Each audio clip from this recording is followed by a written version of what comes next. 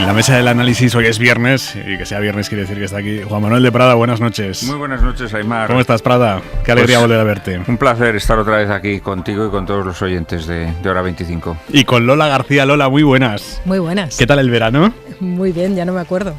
Está bien eso. Estamos en otoño ya. Está bien eso. Alan Barroso, muy buenas noches. Muy buenas noches. Bienvenido a Hora 25. Oye, un placer seguir aquí después del verano. ¿Cómo te lo has pasado en verano con Pablo? Muy bien, he estado muy bien acompañado, ha sido muy entretenido y yo creo que lo hemos aguantado más o menos. O sea que firmamos a fijeza, ¿no? Sí, por bien encantado. Plantilla titular. Está bien eso. Bueno, el PP ha alquilado hoy un palacete con una fachada que tiene cierto parecido estético a la del Palacio de la Moncloa y ha reunido allí a Alberto Núñez Feijóo con los presidentes autonómicos de aquellas comunidades en las que gobierna el PP y juntos han solemnizado el compromiso de que ninguno de ellos va a negociar por su cuenta con el gobierno central sobre financiación autonómica. Eso no quiere decir que no vayan a acudir a la Moncloa cuando Sánchez los convoque uno a uno, que es parece lo que Ayuso les intentó convencer ayer en una pseudo rebelión institucional de darle un plantón a Sánchez. No consiguió movilizar al resto, consiguió fastidiarle al PP la previa de la reunión de hoy, pero no movilizar al resto de varones autonómicos del PP. Al final la propia Ayuso ha dado marcha atrás. Hoy ha terminado diciendo que irá a la Moncloa si en la convocatoria no aparece el concepto negociación sobre la financiación. O sea, está recogiendo cable, pero es que incluso recogiendo cable sigue siendo noticia.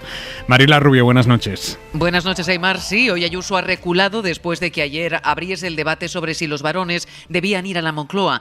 Hoy, sin embargo, ha rebajado y mucho el tono y gracias a eso Feijóo ha podido exhibir así unidad en sus filas. Y nos comprometemos personalmente a que lo que es de todos se acuerde entre todos. Por todo ello, todos a una. Las palabras de Ayuso ayer escocieron a varios varones, pero hoy la presidenta madrileña no ha lanzado recados a sus colegas ni ha exigido, como ayer, que si no hay una conferencia de presidentes no haya reuniones a dos con Sánchez. Hoy simplemente celebraba el pacto alcanzado. Y por eso celebro este compromiso de no hablarlo en ninguna reunión bilateral para ser engañados. En el acto de hoy no ha habido preguntas y Ayuso no ha aclarado inicialmente si iría o no a ver a Sánchez, pero esta tarde lo ha hecho en un acto de la comunidad.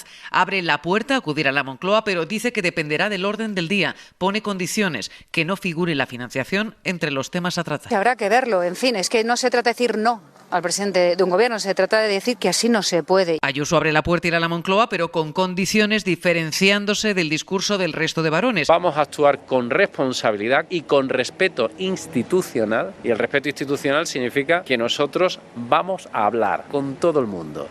Y, por supuesto, a dialogar con el presidente del gobierno. Aunque Feijóo ha tenido su foto de unidad, lo cierto es que la polémica de Ayuso ha opacado el documento firmado por todos los varones del PP, donde exigen además un fondo de compensación transitorio y una inyección de 18.000 millones de los fondos Next Generation. Gracias, Mariela. Es curioso, Lola, estaba pensando esta tarde que los presidentes autonómicos del PP se están comprometiendo a no negociar en la reunión con Pedro Sánchez en la Moncloa la financiación autonómica, cuando en ningún momento Pedro Sánchez dijo que la convocatoria en la Moncloa fuera para negociar la financiación autonómica.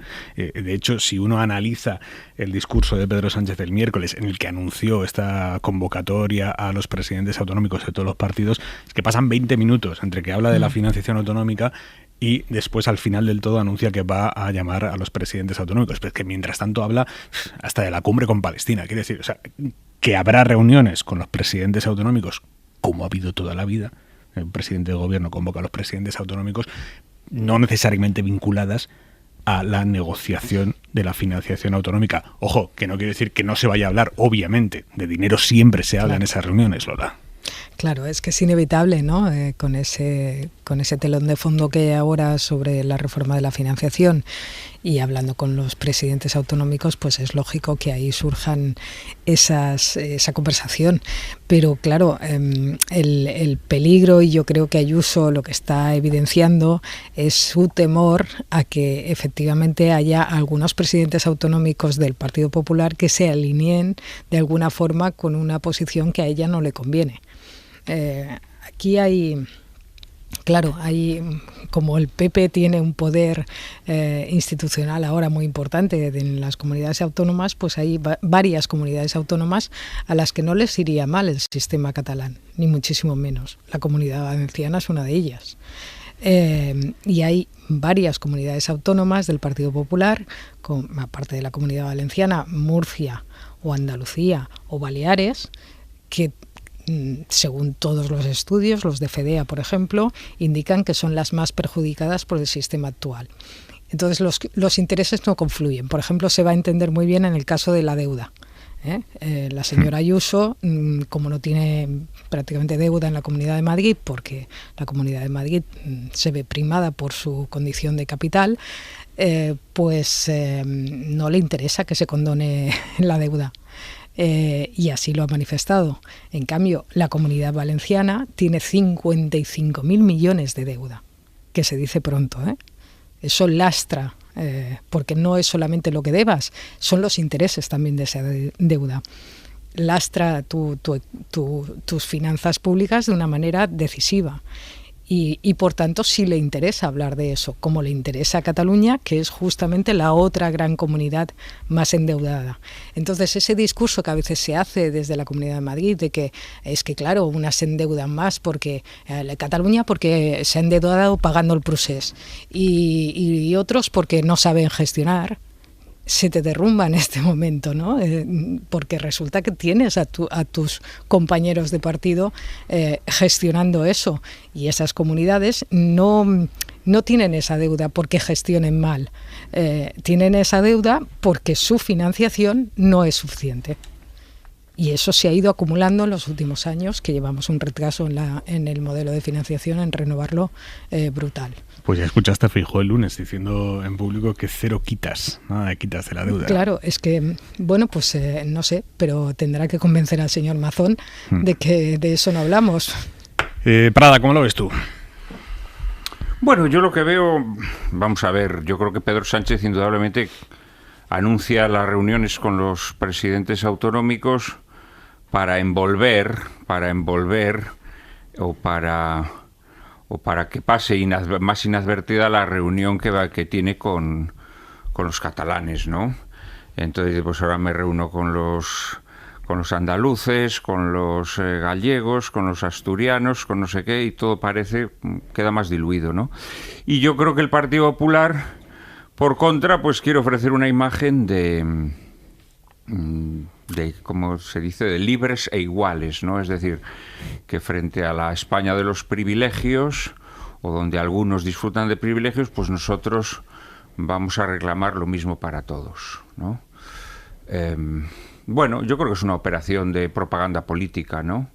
Yo creo que es una operación de propaganda política en la cual, en un momento en donde hay mucha gente que siente que Cataluña va a recibir una serie de privilegios, pues ofrecer una imagen del café para todos, de haber privilegios que sean para todos, pero desde luego todos vamos a reclamar lo mismo, ¿no? Bueno, yo creo que es una posición inteligente por parte del Partido Popular. Creo que Feijóo actúa con inteligencia en estos momentos, ¿no? En donde hay muchos votantes del Partido Socialista en la meseta, digámoslo así, ¿no? Que contemplan con estupor o con desagrado el concierto con Cataluña. Y yo creo que es lo que hay de fondo, ¿no? En la maniobra de Feijóo. Creo que es una maniobra inteligente desde el punto de vista de la propaganda política. Alan. Pero ten cuidado, Juan Manuel, porque ese argumento ya se ha utilizado bastantes veces. Hay una meseta de votantes socialistas a los que igual esto no les hace gracia. Y era un argumento legítimo, una hipótesis interesante. Bueno, más que una meseta de votantes, he dicho votantes mesetarios. Mesetarios, bueno.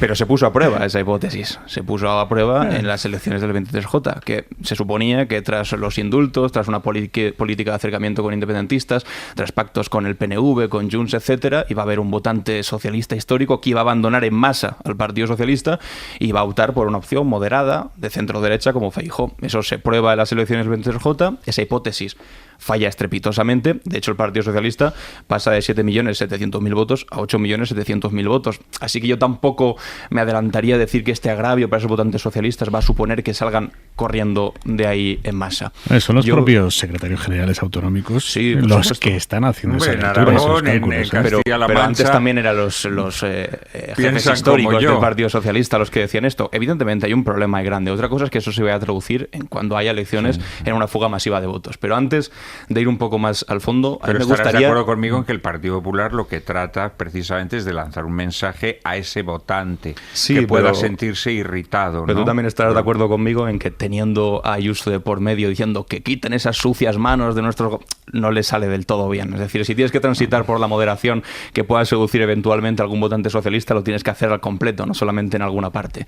Pero antes de ir al fondo del asunto, me gustaría a mí detenerme, aunque sea un poquito, en lo estético, porque ha sido maravilloso. O sea, todo el asunto del palacete de los duques de Pastrana, donde han estado ahí, que era una especie de emulación de Moncloa, no es lo importante, evidentemente, pero en política, en comunicación política, sobre todo, lo peor que te puede pasar es convertirte en un meme y que la forma de explicar una cosa que, pues evidentemente es importante, quede completamente opacada por la forma de contarlo. Y en este caso solamente hay que entrar en redes sociales. Si alguien que nos esté escuchando no lo ha hecho o no ha visto la imagen a la que me estoy refiriendo, le invito encarecidamente que lo haga, porque sí que es verdad que es un poco curioso, como una especie de no sé, como de sentimiento acomplejado de alguien que no ha llegado a ser presidente y que por lo tanto emula casi como un consejo de ministros en la fotografía y la puesta en escena del presidente. Y al fin y al cabo, ahora voy ya al fondo, tampoco propone nada de calado, porque yo escuchando digo, vale, fantástico, he escuchado la palabra independentista, independentismo,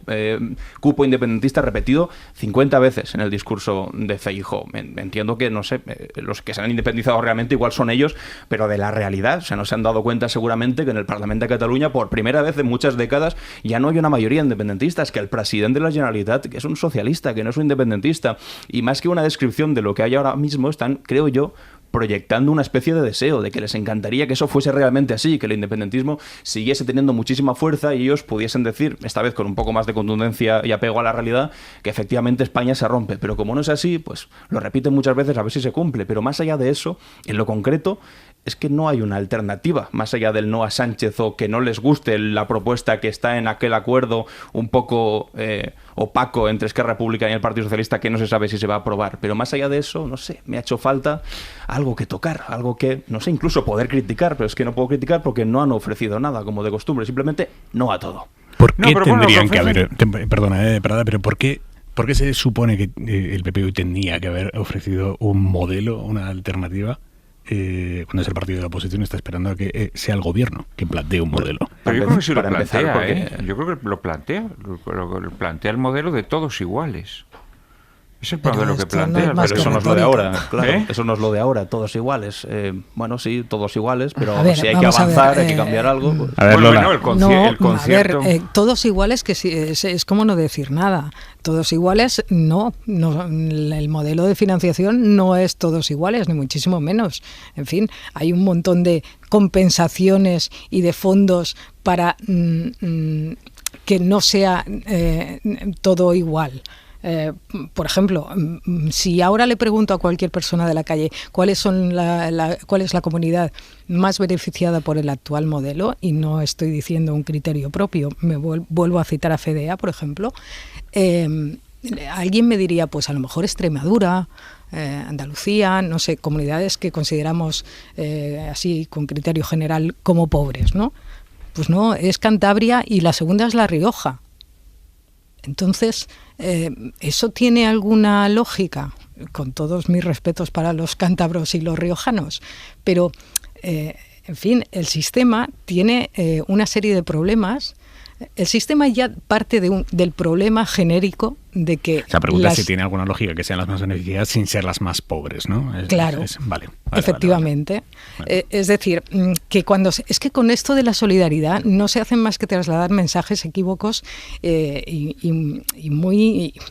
en fin, muy torticeros, porque no están, o sea, esto no significa que no vaya a haber solidaridad, en primer lugar. Evidentemente que el gobierno tendrá que buscar la forma de que las comunidades más pobres, que realmente tienen una renta menor, pues puedan sufragar sus servicios públicos para que todos los españoles tengan acceso a unos servicios públicos iguales, que es diferente, ¿eh? Y eso, justamente, por cierto, aparece en el acuerdo del PSC y Esquerra Republicana. Eso es distinto, pero una distribución igual es que no puede ser igual, porque es que cada comunidad tiene unas necesidades y tiene una idiosincrasia diferente. Es que esto de la solidaridad, o sea, vamos a ver, los ricos de Madrid son los que menos pagan en toda España. Son los ricos son los que menos pagan. Y nadie discute la solidaridad de los ricos de Madrid, quiero decir, y eso que el Partido Popular siempre habla de que no pagan los territorios sino las personas. Pero objetivamente los ricos que viven en Madrid son los ricos que menos pagan de toda España. No son iguales. Por alusiones, como rico de Madrid que eres. Es que esto de iguales, en fin, las personas no somos iguales. No, vamos a ver.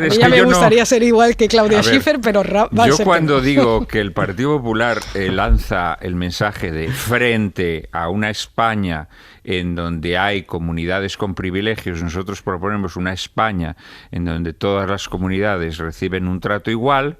Yo no he dicho, ¿cuáles son las comunidades con privilegios? Yo no he dicho que yo defienda eso. Yo no he dicho que yo defienda eso.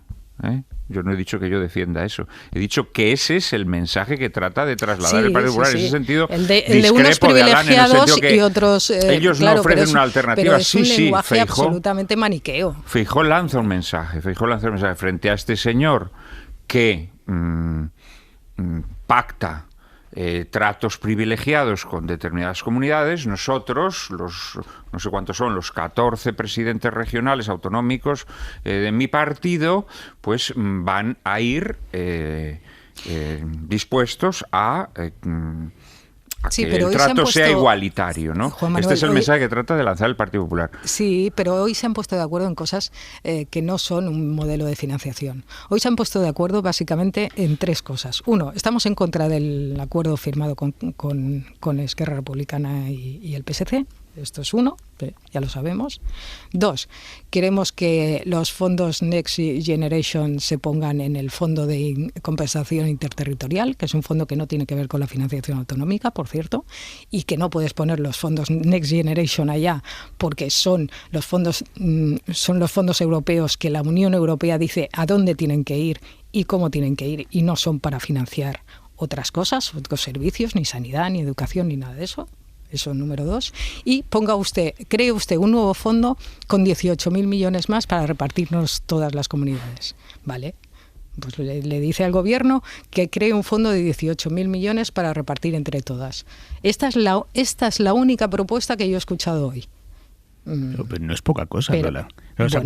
Sí, pero eso no es la financiación autonómica, es que no tiene nada que ver. Es por qué se debe esperar. Claro, ponerme de acuerdo. Nos vamos a poner de acuerdo, Aimar, tú y yo, en pedir un aumento de sueldo enseguida. Claro, pero ¿por qué se debe esperar que el partido de la oposición en una reunión convocada para decir no nos gusta la negociación bilateral que se ha hecho con una comunidad autónoma, en una reunión convocada para eso, que plantee un modelo de financiación? Cuando el gobierno va por 7 años y no ha planteado un modelo de financiación. Claro, no, es que realmente los dos, aquí en este tema de la financiación autonómica, tanto el Partido Popular como el PSOE pecan los dos de lo mismo. O sea, vamos a ver, si es que no voy a defender la otra posición tampoco. Efectivamente, llevan muchísimos años de retraso y es un escándalo. Y en segundo lugar, todos hacen un poco lo mismo. ¿Cómo solucionará, entre comillas, Pedro Sánchez este tema? Poniendo más dinero del Estado sobre la mesa para que las comunidades que se consideran perjudicadas puedan recibir más dinero y puedan... Cosa que me parece estupendo, ¿eh? Ahora mismo el Estado está teniendo muchos ingresos, ¿eh? Y puede poner ese dinero perfectamente. Como nos dijo Carlos Cuerpo el otro día aquí en Hora 25, la tarta va a ser más grande. ¿Eso sabes quién lo decía? ¿Quién? Montoro. Montoro decía esto siempre: el sistema de financiación no se puede cambiar hasta que no tengamos muchos ingresos. Pues estábamos entonces en una crisis. Y entonces cuando tienes ingresos, entonces se tiene que cambiar, porque así repartes para todos y todo el mundo contento. Bueno, no sé si todo el mundo contento, dame un segundo de Prada, pero mañana a contentos y no contentos va a tener que escuchar Pedro Sánchez en el Comité Federal del Partido Socialista. Sabéis que el Comité Federal es el máximo órgano entre congresos del PSOE. Habitualmente pues esas reuniones son lo que son, reuniones de autoafirmación como partido, poco más. Habitualmente, luego ha habido comités federales épicos. Pero en esta ocasión varios dirigentes autonómicos del PSOE han anunciado ya que piensan tomar la palabra para dar su opinión crítica sobre ese acuerdo entre el PSC y Esquerra para que Cataluña recaude, gestione, liquide e inspeccione todos los impuestos en su territorio. Ana Fernández Vila, buenas noches. ¿Qué tal, Aimar? Buenas noches. Pues en el PSOE están mentalizados ya para un debate tenso mañana y de aquí hasta el Congreso Federal de finales de noviembre a cuenta de la financiación singular para Cataluña pactada con Esquerra. Ahora vamos a tener el Congreso en el 2024 y allí habrá lugar a debates, ya les aseguro yo, encendidos, abrazo partido, debatiremos, saldremos de allí con una resolución. Esto vaticina el ministro Puente, que como el ministro Bolaños tratan de normalizar las discrepancias internas que mañana se van a visibilizar. El Partido Socialista siempre ha sido un partido, además, que lava sus trapos sucios en público. El Comité Federal es un órgano absolutamente democrático de nuestro partido, donde todos los compañeros y compañeras que forman parte del Comité Federal pueden dar su opinión. Discrepancias que esta vez van más allá de las esperadas, porque a las habituales de García Paje o Lambán, que mañana estarán, no como otras veces, e intervendrán, a esas críticas se han sumado las de varias federaciones por la falta de información y por el riesgo de que el pacto acabe perjudicando a sus territorios, eso dicen. Lo fundamental es la defensa de los extremeños y de las extremeñas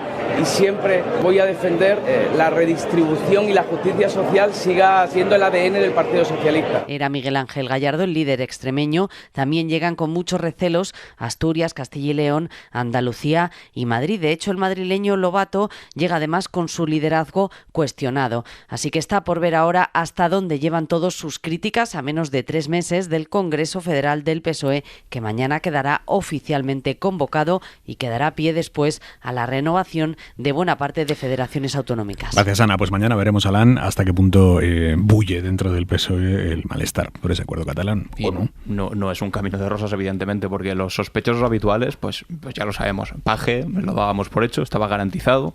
Lambán también, aunque Lambán pues ya no tiene el peso que tenía antes cuando era presidente, evidentemente está de salida, pero claro, a esto se añade Asturias de repente, se le añade Extremadura y se añade un poco un malestar generalizado en absolutamente todas las federaciones. Eso es verdad, y ahí tienen un gran problema porque sobre todo, y con la comparecencia el otro día de Montero, todavía no lo dejaron claro del todo, ni siquiera los propios militantes del Partido Socialista saben bien lo que hay encima de la mesa. Lo único que sabemos, seguramente tanto militantes como españoles que hemos sabido de este pacto, es lo que hubo en aquel pacto al que se llegó con Esquerra Republicana, que era una cosa que era bastante menor que una reforma integral del sistema de financiación autonómica, que tenía que ver simplemente con una forma de convencer a una militancia que todavía era muy dependiente, incluso sentimentalmente, el independentismo asociado a Carles Puigdemont, a Junts, pues darles un motivo para aceptar cambiar su voto y permitir por primera vez en un tiempo importante, después de la ruptura sentimental que hubo durante los años del procés, un presidente socialista de nuevo. Aquello ocurrió con una campaña muy a favor de Esquerra Republicana, que daban por hecho que esto se podía aprobar, y con un silencio del Partido Socialista, que algunos lo podían interpretar como preocupante, otros como, bueno, pues peligroso porque no se iba a acabar aprobando como eso, pero que realmente si tú te vas a dos cosas. Primero, la aritmética parlamentaria, que nada más conocer este pacto, salió rápidamente los de Compromís, ya los escuchamos diciendo, me suena bien la música, pero si se canta y se baila también en mi comunidad autónoma, en Comunidad Valenciana. Junta Aragonesista dijo algo parecido. Si le quitabas esos diputados de Sumar, en el Congreso de los Diputados teníamos una mayoría de 172, 173, dependiendo lo que hiciese el BNG. Por lo tanto, no era posible aprobarlo. Pero si es que ahora además sumamos voces críticas dentro del mismo Partido Socialista, que mañana veremos cómo se acaban plasmando, pero con cosas de cuestiones territoriales suelen ser bastante valientes. En otras igual se callan. Aquí van a ser bastante valientes porque saben que esto mueve pasiones. Hombre, pues, tal y como está la cosa ahora mismo, es decir, en otras palabras, tal y como la derecha presenta que esto se va a aprobar y va a ser un cupo independentista y de mal, hombre, primero, por el tema aritmético difícil y por el tema interno del Partido Socialista, también estaremos expectantes mañana. Pradam. Sí, pues efectivamente, yo creo que hay una serie de varones, como se dice, del Partido Socialista que desde hace mucho tiempo han mostrado su disconformidad y que yo creo que la van a mostrar en este Comité Federal, ¿no? Y es más, es que creo que para que no la muestren van a tener que ser apartados de sus... Amordazados. Y que yo sospecho que es lo que Pedro Sánchez está tratando de hacer posible, ¿no? Es decir, lo que pasa que lo tiene muy difícil, claro, porque Paje es un señor que tiene mayoría absoluta en Castilla-La Mancha, ¿no? Y Paje en muy reiteradas ocasiones ha mostrado sin ambajes su absoluta oposición, ¿no? al al concierto con catalán. Entonces, bueno, vamos a ver lo que pasa en esta reunión. Yo sí que creo que van a saltar las chispas, ¿eh? Ahora, cómo luego eso se transmita a los medios o los pactos a los que se lleguen en esas reuniones, esto seguramente habrá muchas cosas que no llegamos a saber. Lola. Bueno, yo no le quitaría, lo digo por lo que decía Alan, no minimizaría el alcance del acuerdo de Esquerra con el PSC, ¿eh? A mí no me parece menor. O sea, yo no lo considero un cupo. Para mí la principal diferencia es que la parte que se va a quedar el Estado no la va a decidir la comunidad autónoma, en este caso Cataluña, la va a decidir el Estado. Pero es una forma diferente de recaudar y de repartir. Pero al margen de eso, tampoco es seguramente lo que ha vendido Esquerra Republicana, ¿eh? Es verdad que el PSOE todavía no ha empezado a explicarse. Yo supongo que todo eso dependerá de cómo se concrete finalmente ese acuerdo. Yo sí que creo que se va a cumplir. Es decir, ya sé que tiene que haber una reforma de la ley orgánica, pero a lo mejor si no hay una reforma de la ley orgánica porque no hay apoyos suficientes, se buscarán otras vías para intentarlo. Y sobre el Comité Federal de mañana, pues efectivamente habrá voces discordantes, es lo lógico, cada uno tiende un poco pues a pensar que de esta forma pues va a contentar a los suyos, ¿no? En su propio territorio, eso es normal. Voy a recordar que no solo van Paje, Lambán y no sé, y Extremadura, va también Salvadorilla. Va también vascos y navarros, ¿no? O sea, que no toda España es Castilla-La Mancha y Aragón. Van más. Y que es posible que ahí se expresen pues prevenciones, se pidan explicaciones, pero no tengo la impresión de que ahora mismo haya ninguna corriente importante en el PSOE que a Pedro Sánchez le pueda hacer tambalearse o no tambalearse, sino desplazarse ni un milímetro del plan que tiene trazado en este tema. Es decir, no me parece, desde luego no Lambán, pero ni incluso Paje tiene suficiente fuerza como para modificar en algo todo esto. Entonces, o sea, vamos a ver, el PSOE que tiene en España, el gobierno de España y el gobierno de Cataluña. Y poquito más. Asturias, sí, Navarra y Castilla. Vale, sí. Pero el problema, pero me entendéis, ¿no? O sea, al margen sí. del caso de Paje, no hay ahora mismo un contrapoder al liderazgo de Sánchez en el PSOE como para poder desestabilizar este tema. Si yo no creo que de esa reunión vaya a salir una rebelión en el seno del Partido Socialista y nada parecido. A mí lo que me parece es que del mismo modo que cuando Paje o Lambán se oponen abiertamente y a las claras, consideran fundamentalmente que lo hacen porque tienen unos votantes que así se lo reclaman. Uh-huh. Yo el problema que veo es que va a haber muchas delegaciones del Partido Socialista, muchas federaciones del Partido Socialista que piensen que callando o adhiriéndose a la propuesta de Pedro Sánchez pueden perder votantes. Que esto es lo que Alan considera que no. Pero yo, por ejemplo, cuando he escuchado a Barbón, al presidente asturiano, sobre este tema, aunque no habla de una forma tan beligerante como pueda hacerlo Paje, es evidente que la camisa no se le pega al cuerpo, es decir, es evidente que él piensa que esto le va a hacer daño a él, claro. ¿no? Y que va a perder votos. Barroso. Yo no sería tan categórico como que opino eso, sino que era una hipótesis que había, insisto, antes del 2023 de las elecciones, que iba a ocurrir algo parecido con los indultos, hombre. Y con la amnistía. Bueno, sí, pero la amnistía no ha habido elecciones generales después de la amnistía.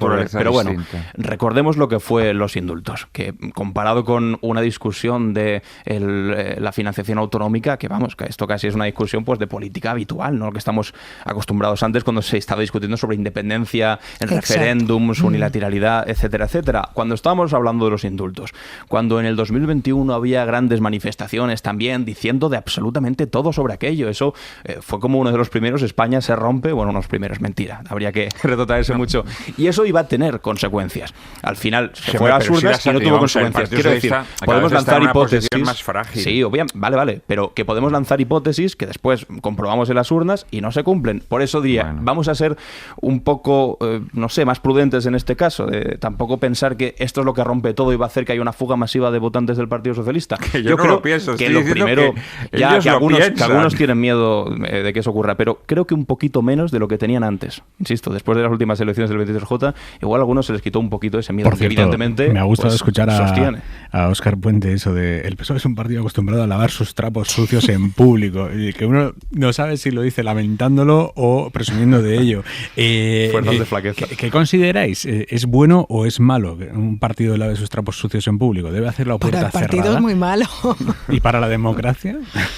Yo creo que depende a quién se lo pregunte. Si se lo preguntas a los partidos que están acostumbrados a lavar todos sus trapos sucios en público, es decir, los tenemos todos en la cabeza ahora mismo, claro. En fin. Son profesionales, la izquierda del Partido Socialista han sido profesionales, pues te dirían, ojalá fuese lo contrario, ojalá pudiésemos estar calladitos y no todo se convirtiese en una polémica en Twitter que después ya se resuelve de una manera pésima. Y si lo preguntas a un partido que lo hace todo en la oscuridad, pues evidentemente seguramente la respuesta sería, oye, pues no estaría bien un poco de aire, que esto se ventilase. Sí, un cierto grado de disenso interno siempre va bien, porque permite conectar con otros sectores, ¿no? Pues de que votantes de ese partido, pero no de los entregados, sino de los fieles, ¿no? Y probablemente en España se produce mucho el acento territorial, ¿no? No solo en el Partido Socialista, el Partido Popular también ocurre. Son partidos muy grandes, con una implantación muy, muy amplia y que necesitan ciertas voces que de vez en cuando discrepen de lo que dice su líder y se avenga más a lo que es mayoritario en su entorno. Eso yo creo que funciona bastante bien. Yo diría que Puente, en contra de lo que pueda parecer, es un maestro de la ironía. Y yo creo que esta es una frase fundamentalmente irónica. Como tú.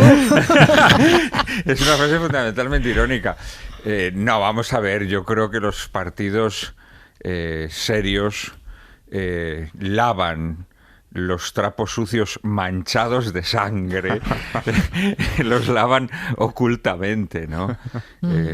Y yo creo que el Partido Socialista, en la medida de lo posible, lo hace así también, ¿no? Lo intenta, pero no le sale. Por otra parte, en esto hay que ser un poco stalinista, no nos engañemos. Es decir, eso de que todo el mundo lave sus trapos sucios en público es un disparate.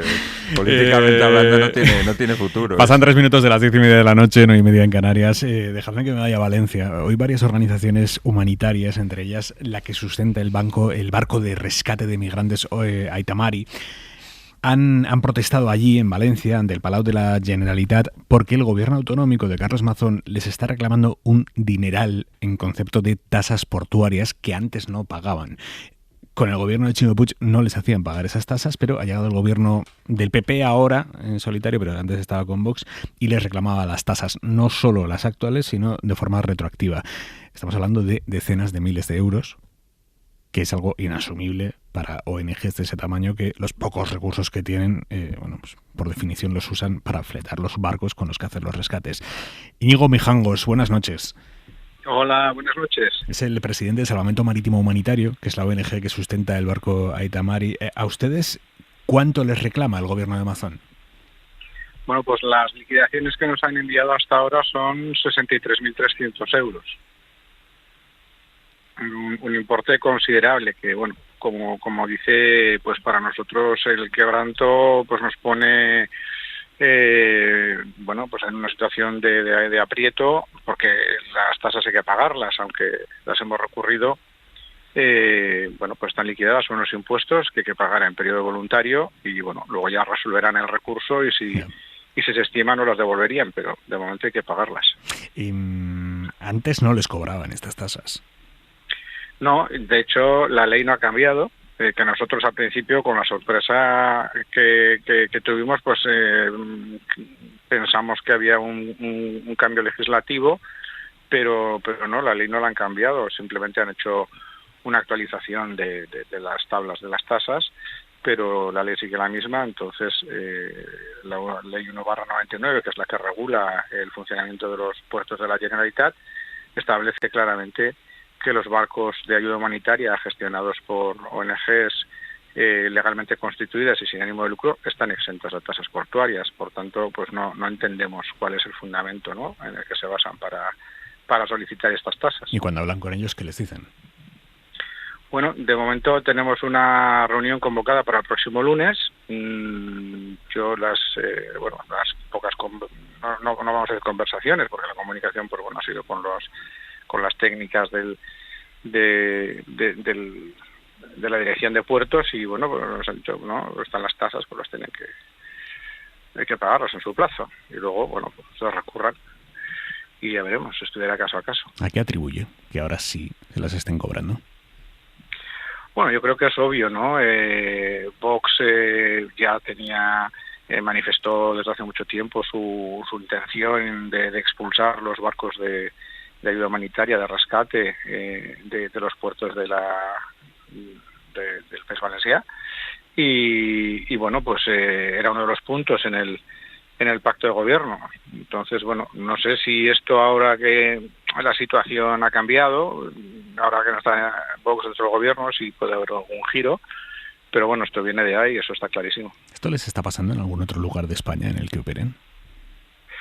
Bueno, nosotros realmente los puertos en los que hemos trabajado los últimos años ha sido en Royana y en Vinaròs, pero bueno, por ejemplo, ahora hemos hecho una jornada durante 2 meses, nuestro proyecto también de educación para la transformación social. Hemos estado haciendo jornadas en Bilbao y en Pasaya, e incluso en Guetaria, y en estos puertos pues no nos han cobrado tasas, porque también la normativa que regula los puertos del Estado, que es el caso de Bilbao y el caso de Pasaya, pues también recoge que los barcos de salvamento, en este caso, están exentos de tasas, ¿no? Y bueno, pues cuando hemos parado en otros puertos, como el de Guetaria, tampoco nos han cobrado tasas.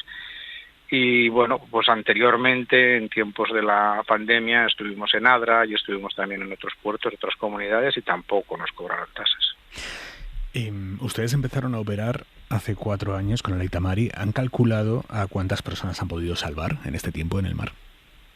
Bueno, con el Aita Mari tenemos más o menos el cálculo de unas 2.000 personas, entre las que hemos asistido directamente y las que hemos advertido a los servicios de guardacostas italianos, en este caso, y han acudido ellos a asistir a estas personas. Íñigo Mijangos, muchísimas gracias. Nada, muchísimas gracias a ustedes. Alan. Que son 2.000 vidas, Solo una vale más que... Bueno, en fin. Esto es evidente, la idea que hay detrás de esto es impedir, perseguir de alguna manera, casi prohibir la labor humanitaria que hacen valientes, héroes como estas personas, que se echan a la mar para básicamente eso, salvar vidas. Yo cuando... Pues bueno, nos enteramos todos, ¿no?, que Vox abandonaba los diferentes gobiernos de comunidades autónomas, pues parecía que igual podía abrirse una pequeña oportunidad de que el Partido Popular, bueno, se fuese por otra senda, pero ahora la cosa es, sí, el Vox ha abandonado los gobiernos. La cosa es, no sabemos si los gobiernos han abandonado esas ideas de Vox y el Partido Popular sigue en esas ideas con comodidad, porque ahora podrían rehacer. Es verdad que la impronta de Vox es muy clara con este tipo de asuntos. Son todos invasores, todos suponen una amenaza para el Estado, para las mujeres, para la seguridad, etcétera, etcétera, y por eso incluso salvar vidas implica un peligro, pero es que ahora ya no está Vox en ese gobierno. Ahora ya no tienen la excusa de no, es que hay que contentar a nuestros socios que piensan de esta manera. ¿Cuál es la excusa del Partido Popular para pedirles este dinero? Para impedir a la práctica, porque de facto es impedirles hacer ese trabajo. Me gustaría escucharla, y si tienen una, que se les caiga, si no tienen una, que se les caiga la cara de vergüenza.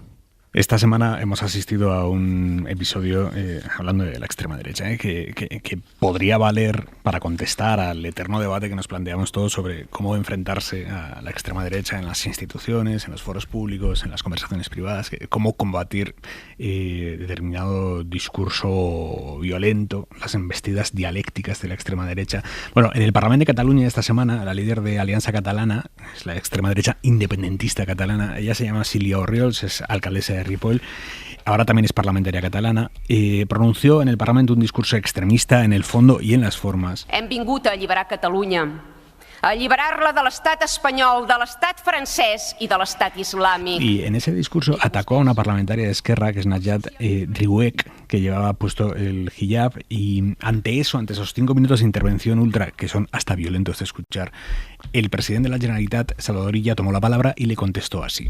Miri, havia de dir, no estaré massa temps, 5 coses molt concretes. Le tengo que decir 5 cosas muy concretas. Primera, vostè no és ningú per donar lliçons de qui és català i no és català. No es ningú. Primera, usted no es nadie para dar lecciones de quién es catalán y quién no es.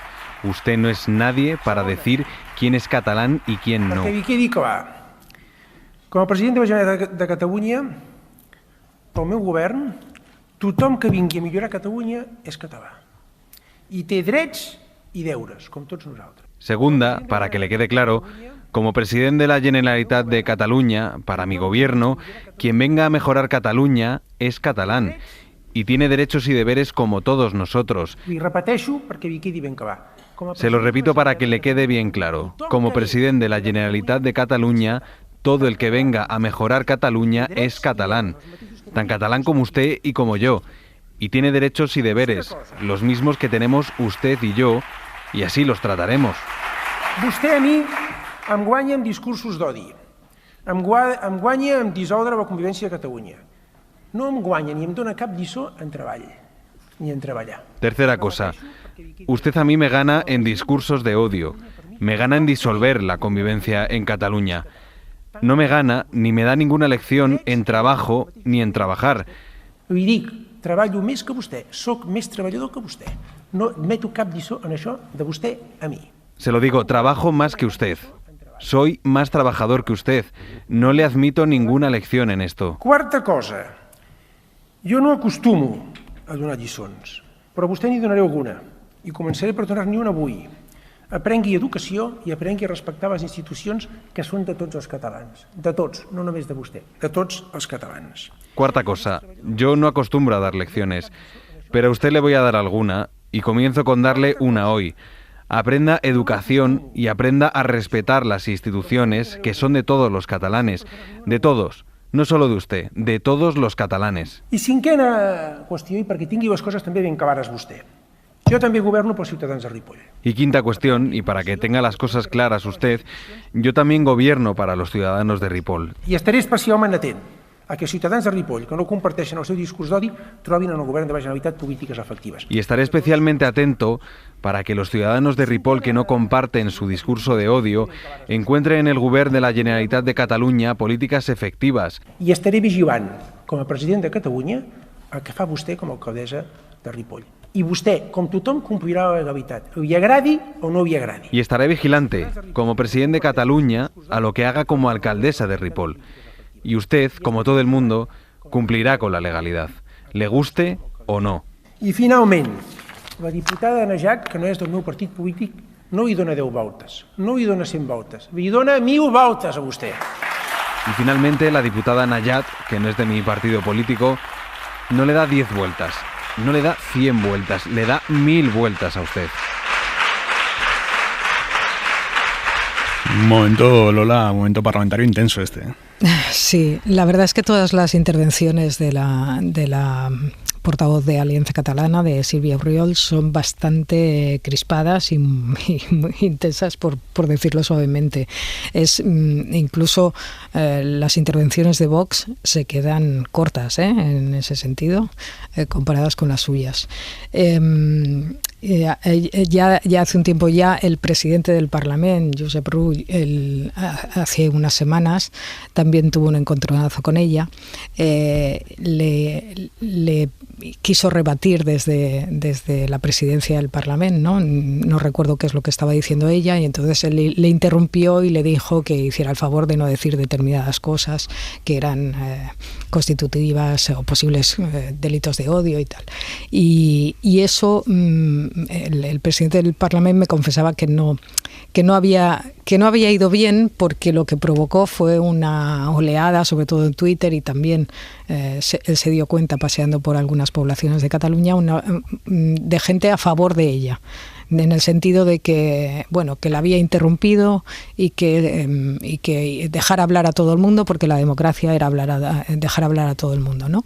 Entonces están intentando reconsiderar qué hacer cuando se producen estas intervenciones, en especial de Sílvia Borriols y de otros portavoces de la ultraderecha. Están mirando qué es lo que se hace en otros países. Creo que van a hacer alguna cosa del tipo constituir una especie de comisión en la que, bueno, se evalúe si lo que se ha dicho tiene que presentarse algún tipo de denuncia por la vía judicial, o si sería constitutivo de algún tipo de sanción parlamentaria. Pero no se quiere, digamos, pasar por alto determinadas cosas. Y hoy la intervención del presidente Illa pues ha ido muy en la línea de lo que él ya avisó cuando tomó posesión, que es que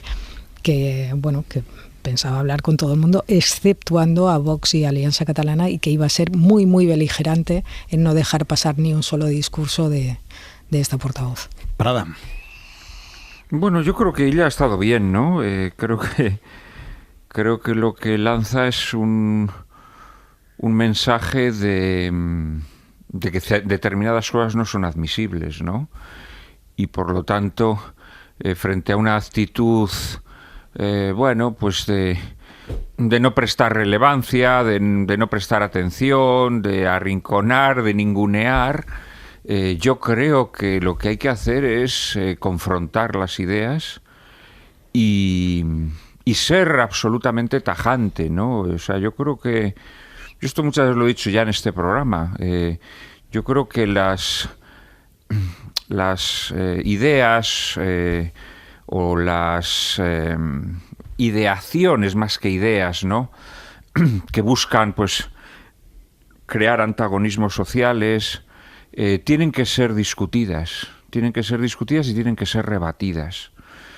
Pretender que simplemente lo que hay que hacer es orillarlas, ¿no?, y que nadie les haga caso, esto es absurdo, porque en las sociedades en las que vivimos y a través de las redes sociales, de los medios alternativos, va a haber mucha gente a la que esos mensajes les lleguen y calen hondo. Entonces yo lo que creo es que hay que rebatirlos, hay que refutarlos, ¿no? En este y además con la tranquilidad, pero al mismo tiempo con la rotundidad con la que lo ha hecho Illa, ¿no? Yo creo que esto es lo que honra a un político. Es decir, tomar el toro por los cuernos, pero dando una lección de rotundidad, pero al mismo tiempo de moderación, ¿no? Yo creo que la respuesta de ella ha sido impecable y contundente. Lo que respecto a la discusión o no discusión de este tipo de ideas, de este tipo de propuestas, de este tipo de personajes, que evidentemente no son propios de ningún país, sino que es un fenómeno internacional que ahora también ha llegado al Parlamento de Cataluña, no se iban a librar. El problema que tienen es que esta señora tiene 2 diputados. Si ahora entramos a confrontar directamente sus ideas, tal vez lo que estamos haciendo es meternos en su marco de debate. Si su marco de debate es la inmigración es peligrosa o no es peligrosa, y yo te empiezo a hablar de datos, y te empiezo a decir que no, porque realmente aportan más, claro, pero ya te he comprado el marco del debate. Y de lo que estamos hablando, pues yo sé, en lugar de vivienda, que es un gran problema, o de los salarios, de mejora de convenios, etcétera, estamos hablando de la cuestión migratoria, de si sí o si no, y ahí ya has ganado, y has conseguido imponer un debate teniendo tan solo 2 diputados, y siendo alguien, pues pues prácticamente irrelevante en términos políticos, pero que en las siguientes elecciones, si nos introducimos en ese tipo de debates, o sea, que estoy de acuerdo contigo que hay que confrontar con fuerza, pero al mismo tiempo sí, pero es mira muy peligroso. Lo que está sucediendo ya en muchos países, o sea, te quiero decir... Sí, pero Olaf Scholz, por ejemplo, que le compró a la extrema derecha lo de la expulsión. Cuando no se tocan, esto es como los tumores. Ya, pero se tienen que tocar bien. Los tumores, si no los sajas, si no los cercenas, si no los rebanas, el tumor va creciendo silenciosamente. Pero va creciendo silenciosamente en un recodo de tu organismo y no te enteras, no pasa nada y de repente el tumor te ha invadido. Sí, pero hace falta un bisturí experto para eso. Hace falta un bisturí experto. Y en el caso, por ejemplo, de Olaf Scholz, que es uno que tenemos bastante reciente, las elecciones regionales en Alemania, resulta que le compra el marco y dice, es verdad, hay que expulsar a muchos inmigrantes, hay que hacer deportaciones masivas.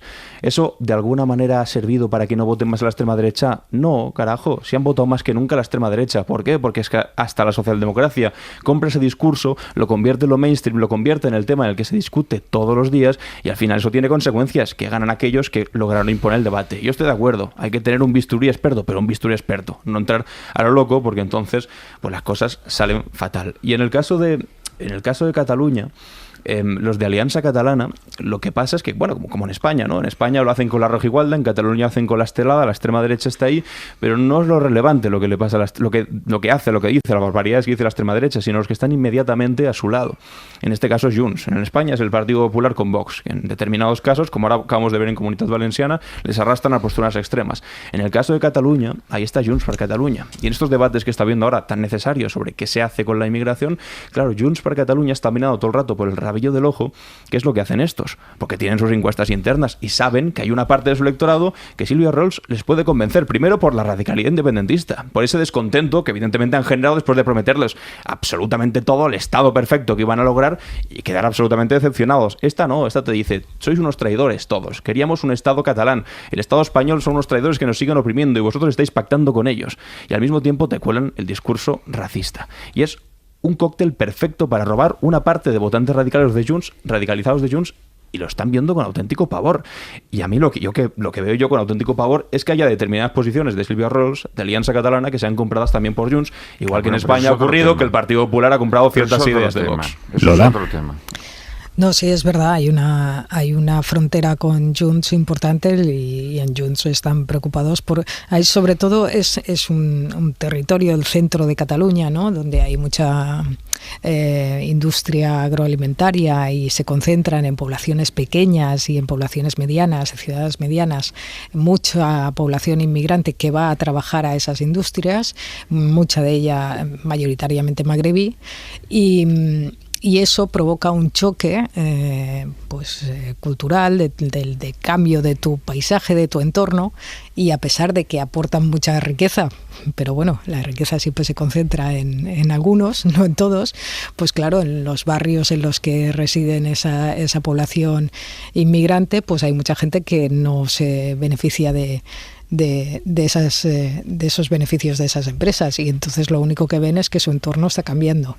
Y son ciudades y poblaciones que han sido siempre votantes de Convergencia, han sido siempre con un fuerte peso nacionalista y ahora independentista, y es una competencia muy fuerte para Junts.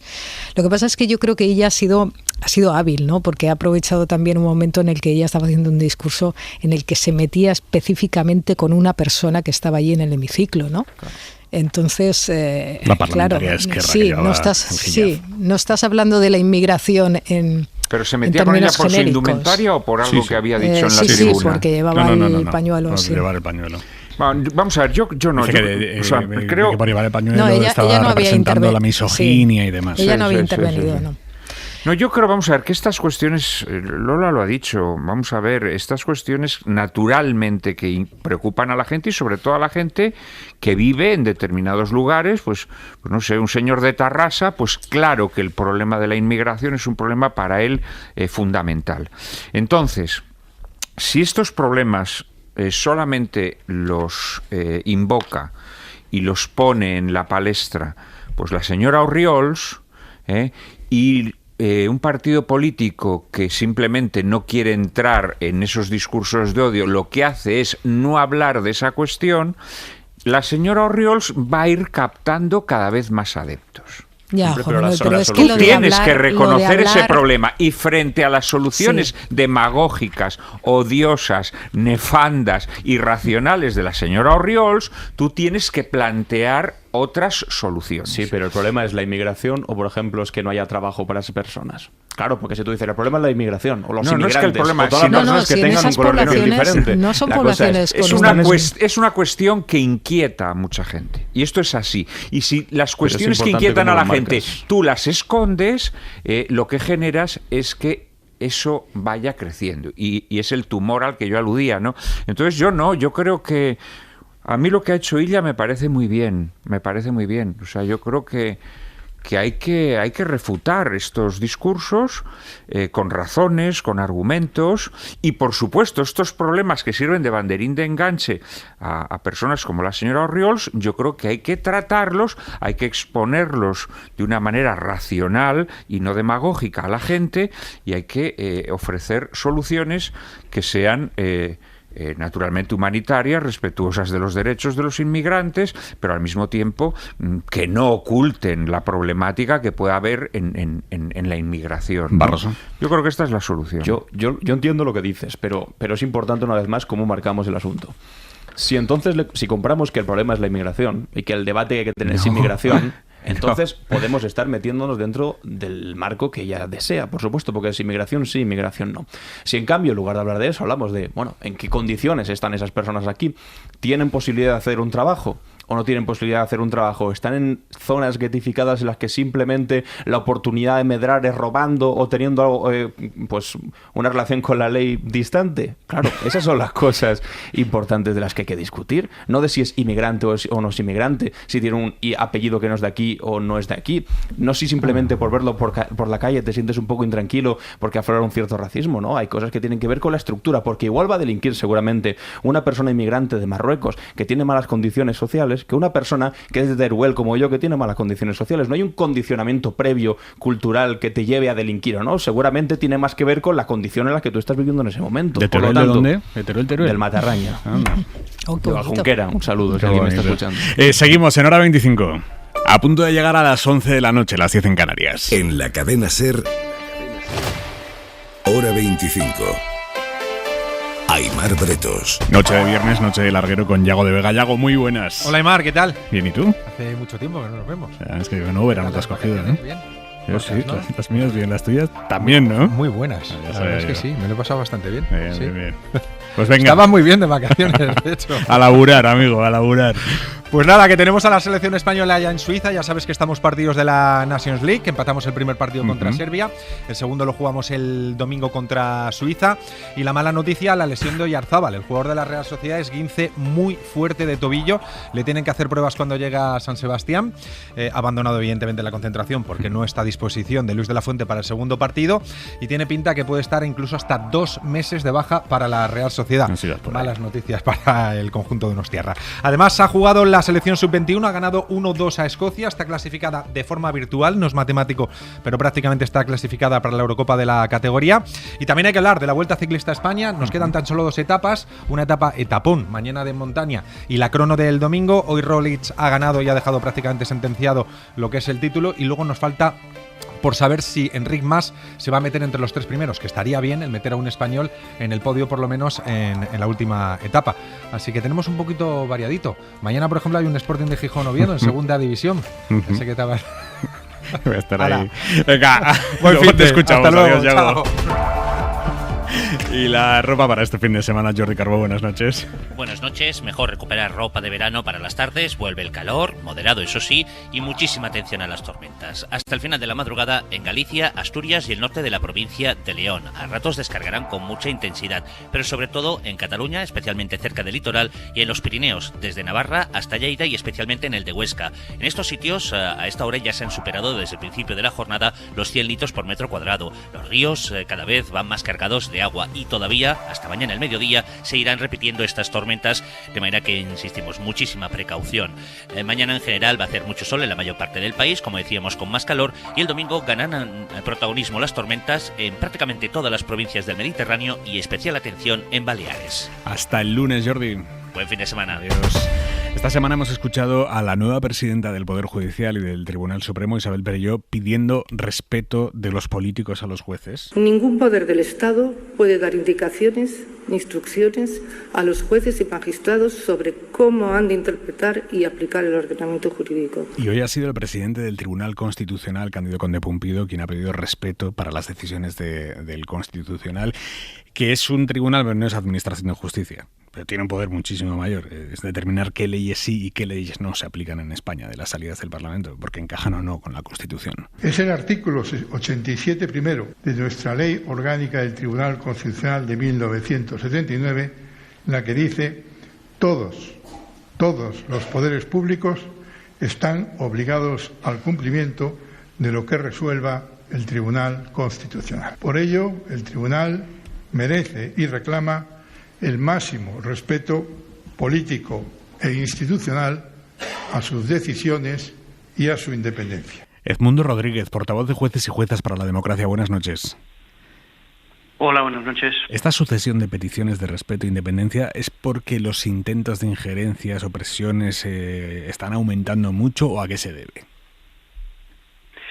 Bueno, se debe a que a veces hay que reclamar lo obvio, en la necesidad de respeto al trabajo judicial y de no interferencia en la labor de los tribunales, y porque además, bueno, en ocasiones se producen claros reclamos desde el mundo, sobre todo de la política, cuestionando el trabajo judicial.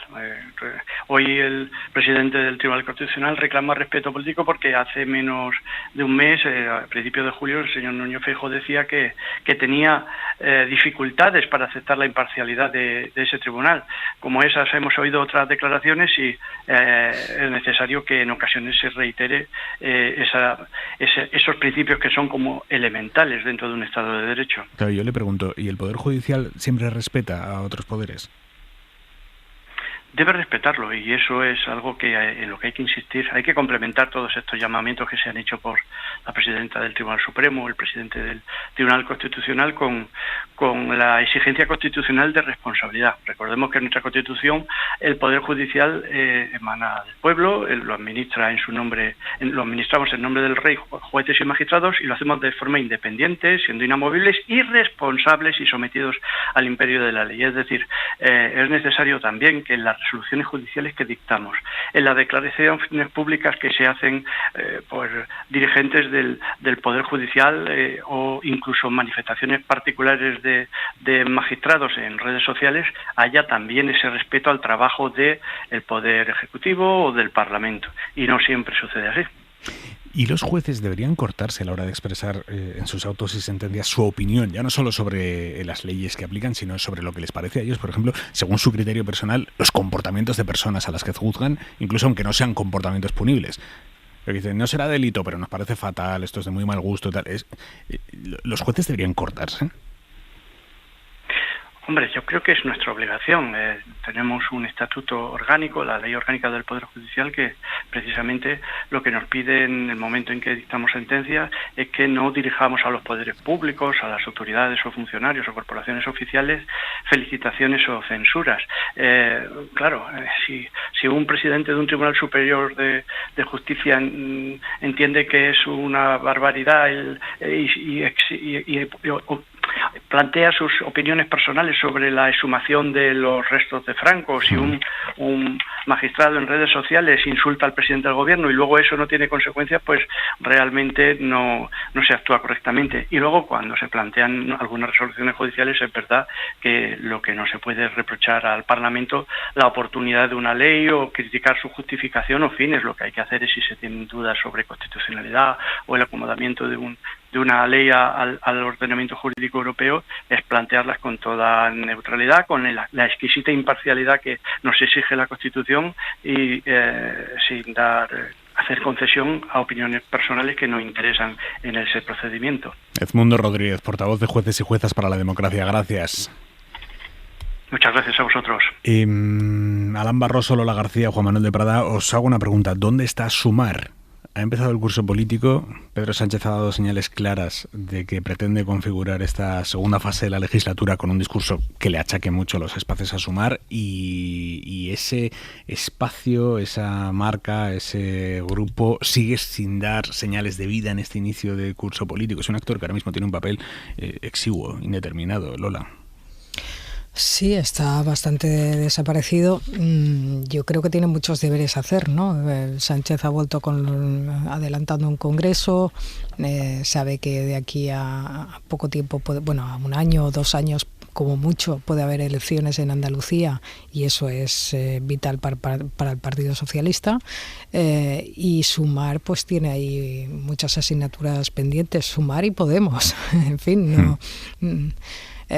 Sumar, Podemos, Izquierda Unida, todo ese conglomerado de alguna forma debería ordenarse. Yo creo que hubo un momento en que el PSOE pensó que podía atraer a ese voto, que todo ese espacio lo daba por perdido, y se empleó a fondo en intentar atraer ese voto, pero lo cierto es que atraes una parte, pero no es una mínima parte, quiero decir, no... Hay muchos votantes de ese espacio que prefieren quedarse en casa antes que pasarse al Partido Socialista. Entonces, de alguna forma, si pretende mantener gobiernos, pues tendrá que apoyarse en ellos. Y ciertamente lo veo difícil, lo veo bastante difícil. Manuel, ¿cómo lo ves tú? A mí me parece que en estos momentos toda esa franja a la izquierda del Partido Socialista bastante hace con no enfrentarse en peleas intestinas.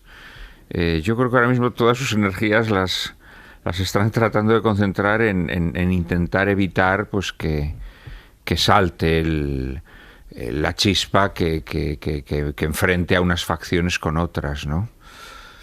Entonces la falta de liderazgo, el vacío que ha generado el ocaso al menos como líder político de Yolanda Díaz, pues están tratando de generar, digamos, una especie de calma chicha que les ayude a atravesar esta zona en donde, no hay elecciones a la vista, etcétera, etcétera, porque yo me temo que en el momento en que surjan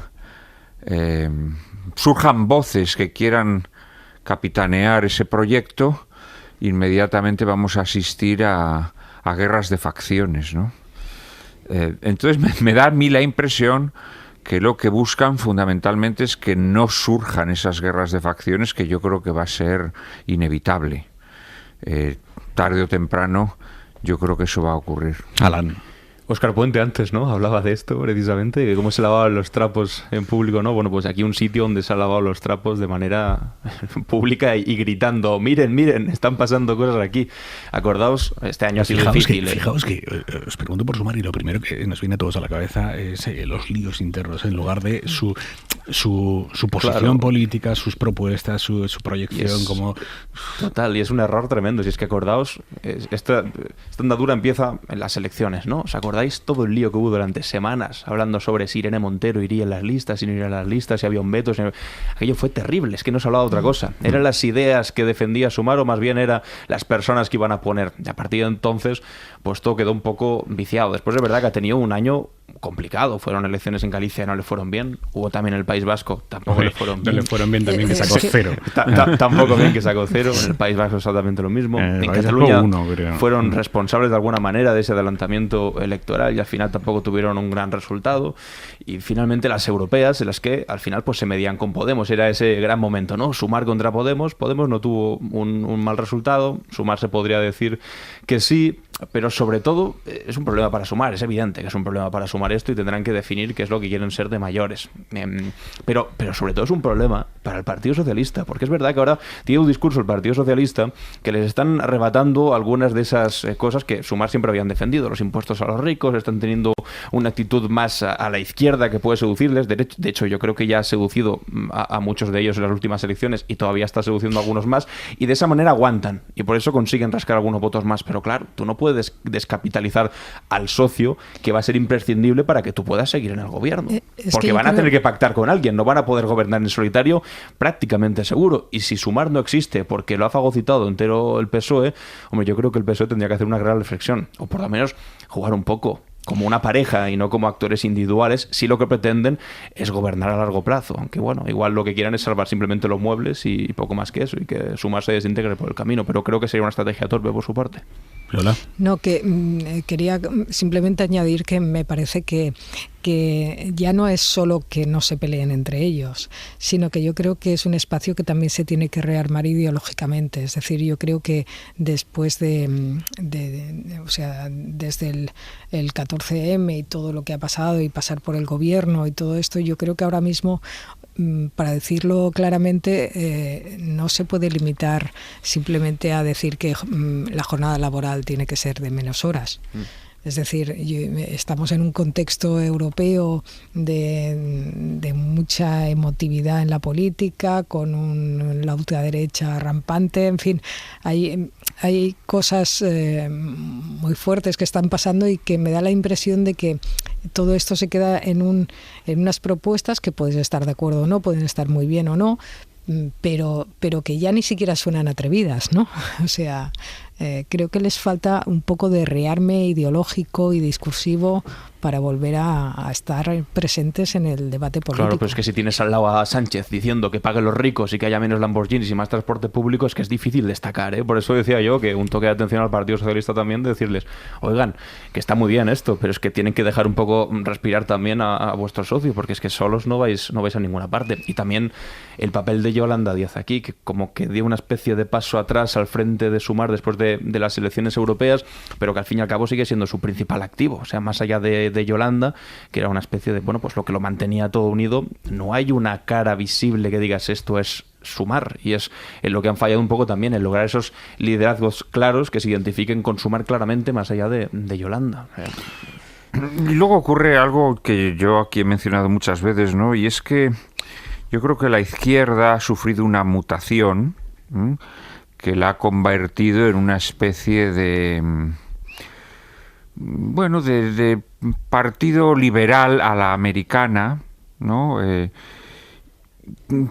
donde las causas que se defienden, pues todos estos temas del género, etcétera, etcétera, aparte que han creado divisiones muy profundas en el ámbito de la izquierda, es que hay muchos votantes de izquierdas que no se identifican con esas causas. Y han traído derechos muy necesarios también, que han traído derechos muy necesarios también, Prada. Sí, pero son cuestiones que están generando división en el ámbito de la propia izquierda, ¿no? Porque, bueno, no sé, hay una serie de leyes que hay muchas personas de izquierda que les parecen disparates, ¿no? Ahora estamos sufriendo las consecuencias de la ley trans, ¿no? Los fraudes de ley constantes. Bueno, fraudes de ley no. Personas que van al registro civil y dicen que ellos quieren que figurar como mujeres. Y la ley ampara eso.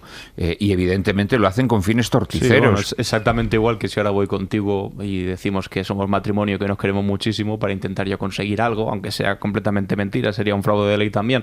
Es decir, lo malo es que exista la institución del matrimonio. No, lo malo es que haya gente que la utilice de manera torticera, como todos estos que lo han utilizado mal, pero el culpable es la ley, no, el culpable es quien la utiliza mal. Pero las instituciones tienen un contenido, las instituciones tienen un contenido. El que un señor vaya a decir que es una señora no tiene ningún contenido, porque es algo que no tiene ningún fundamento en la realidad. No tiene ningún fundamento en la realidad. Entonces, la ley está amparando eso.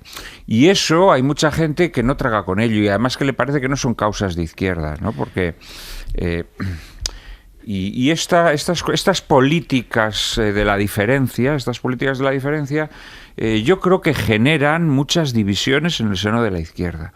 Y esto lleva ocurriendo desde hace mucho tiempo. Hobsbawm, el gran historiador, lo denunció en su momento, y lo denunció en la época de Thatcher. Dijo que Thatcher se estaba aprovechando precisamente de que la izquierda estaba defendiendo causas sectoriales con las cuales la clase obrera no se identificaba.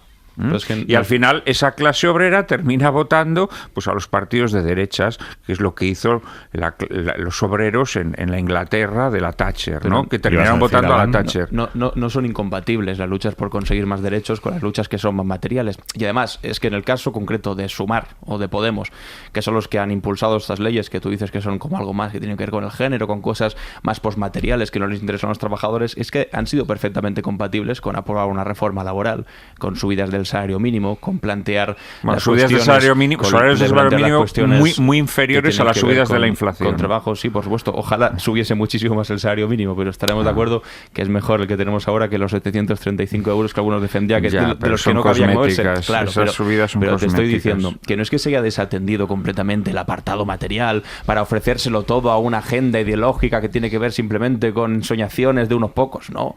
Se pueden compatibilizar las dos cosas y así se ensancha más absolutamente todo lo material y también las cosas que tienen que ver con la identidad, que son importantes, porque hay personas que al mismo tiempo que tienen un trabajo precario y que es horrible, al mismo tiempo igual esas personas también son trans, que por cierto está atravesado también las personas trans por cuestiones materiales crudísimas, como que tiene una tasa de paro tremenda, con que les cuesta mucho encontrar un trabajo, con que su esperanza de vida es mucho más baja, por cuestiones que tienen que ver con su identidad, pero que después se traducen materialmente. Es decir, yo no haría esta caricatura de la izquierda abandonado a lo material. Es mentira. Así que estamos todo el día hablando de impuestos, estamos todo el día hablando de las pensiones, estamos hablando de la reforma laboral, estamos hablando de mejorar los convenios, o sea, estamos hablando de cosas que tienen que ver con el día a día de los trabajadores, pero es que en absoluto es incompatible eso con decirle a la gente que, bueno, pues que no tiene culpa de ser como es, de sentirse como es y que eso lo reconozca el Estado y que no se les trate como siempre se les ha tratado como cuando unos emergió parias. Podemos, no es nunca incompatible esas dos cosas. Cuando emergió Podemos al socaire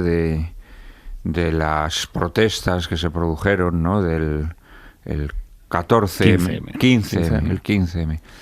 Pues estas cuestiones no se hablaban. Es decir, las ideas motriz de ese movimiento no recogía todas estas políticas identitarias. De aquello entonces no se hablaba. Se empieza a hablar de eso cuando estos partidos llegan al poder o rascan poder. Y de repente la agenda de la izquierda pasa a ser otra distinta. Y yo me pregunto, ¿es la agenda de la izquierda? Era el 2011, entonces, que era el 2011. Evidentemente no estaban los mismos temas, ni había las mismas personas concienciadas, como por ejemplo el feminismo en el 2011. En aquel momento, en el 2024, ese movimiento generó una adhesión en muchísimos sectores de la población española que se ha perdido. Sin duda. ¿Por qué? Porque de repente la izquierda ha empezado a defender otras causas que da la impresión de que a la gente le interesan menos, le interpelan menos. Se defendieron las dos al mismo tiempo. No, es que creo que tenéis parte de razón los dos, pero yo sí que creo que hay algunas vertientes de esas políticas que han dividido a la izquierda. Y vamos, en el tema del feminismo se vio, con la ley del sí es sí se vio, con la ley trans también. No creo que eso esté en el núcleo principal de lo que está del hundimiento que está sufriendo todo ese ámbito. Me parece que puede ser un factor, pero no creo que sea lo fundamental. Lo fundamental es que seguramente, aparte de las peleas internas, que sí que creo que pasan mucha factura, de la falta de liderazgo, seguramente pues aquello que hizo que tuvieran un impulso tan fuerte fueron unas condiciones procedentes de la enorme crisis económica que había y también de la crisis institucional, política, de falta de alejamiento de la ciudadanía respecto a la representatividad de sus instituciones, que afloró, fue la tormenta perfecta y afloró y se encauzó a través de Podemos, básicamente. Y que eso no se ha sabido transformar a medida que la sociedad pues va cambiando y va cambiando sus inquietudes van variando porque el contexto va cambiando también. Por cierto, Lola, ¿qué hay detrás de la salida de Ada Colau del ayuntamiento anunciada para este otoño? Pues ella ya hace tiempo que dijo que si se iba no iba, o sea, que no iba a seguir en política y que se iría a algo que no tuviera nada que ver con el ayuntamiento y que si no, mientras tanto permanecería ahí. Y yo creo que ha sido ahora cuando ha encontrado una salida que le satisficiera. Es decir, ella no...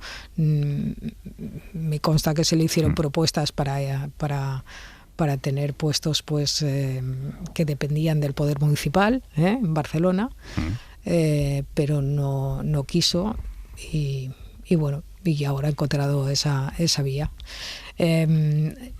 Sí que es verdad que al principio yo creo que ella pensaba que podía repetir como candidata y cada vez ha ido viendo que eso es más complicado.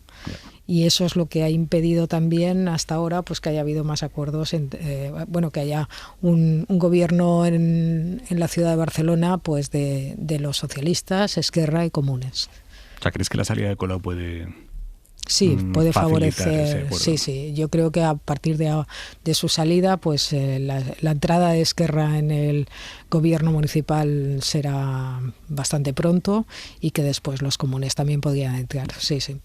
Hablando de gobiernos, la izquierda francesa se prepara para manifestarse mañana en contra de lo que creen que ha sido una traición del presidente Macron, que es nombrar a un primer ministro de derechas, a pesar de que fue la izquierda la que ganó las elecciones. No arrasó, pero sí ganó. Macron, que en su día convocó las elecciones para ver si se quitaba a la extrema derecha encima, al final ha terminado poniendo de primer ministro a un señor cuya estabilidad va a depender de la extrema derecha, de que a la ultra Marine Le Pen no le venga bien tumbarlo con una moción de censura. Y eso ha indignado profundamente a la izquierda. Hoy, de hecho, ya no solo la Francia insumisa, que podemos considerar puede ser la parte más radical de esa coalición de izquierdas, el Partido Socialista, lo decíamos ayer, decía esto es una crisis de régimen, y hoy ha dicho, ojo, que ni no obstante no va a haber nadie de nosotros del Partido Socialista dentro de ese gobierno que Barnier quiere diseñar con independientes o con gente con la que poder decir, mira, tengo aquí toda la gama ideológica, ¿no? El Partido Socialista ha dicho que ninguno de ellos va a estar ahí dentro. Decíamos ayer, Barroso, es tan legal como lamentable políticamente, ¿no? Al final la izquierda que ganó las elecciones se vaya a ver con un primer ministro al que apoya a todo el mundo menos ellos. Es un fracaso democrático que nace además de un fracaso de Macron. Él creía que iba a poder conseguir pues un vuelco, que convocando elecciones anticipadas iba a conseguir que todos se posicionasen detrás de él, no sé en qué mundo debía vivir.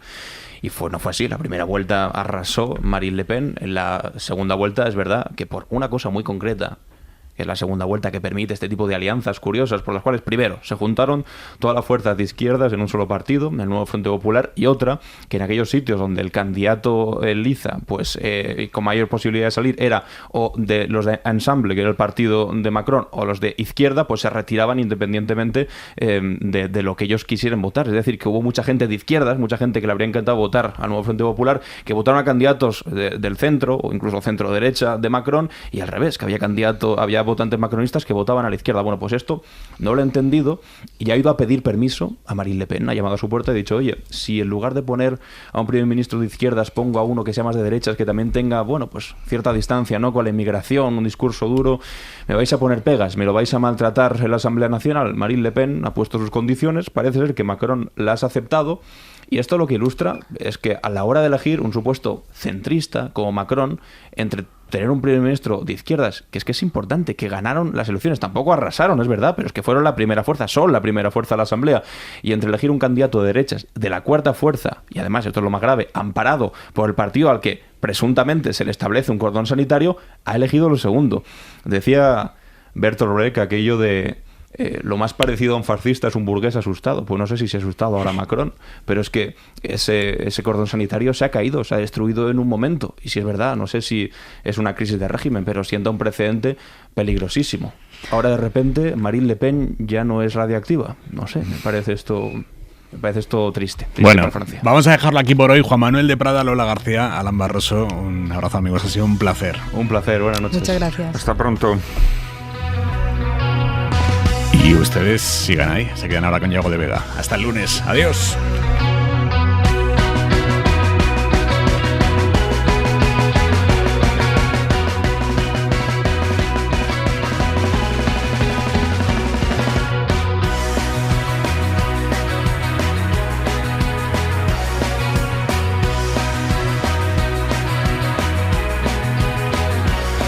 Vainata pa' mi chica y un mantón. Butaca en teatro, la vida cañón. ventas, nalgas sobre blando. Hace tiempo que no pienso en el horror. 6 horas seguidas metido en un cuarto escuchando mi nueva canción y hablando de mí. La vida cañón. La vida cañón.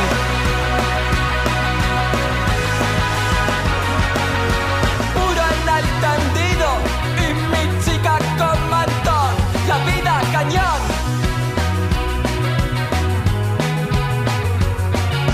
Jóvenes pobres, tardes de rico. Hace tiempo que no pienso en el horror. 6 horas seguidas metido en un cuarto escuchando mi nueva canción, soñando vivir la vida cañón. El día en que pruebas el clorhidrato de cocaína. Yo soy Georgina, temporada 2.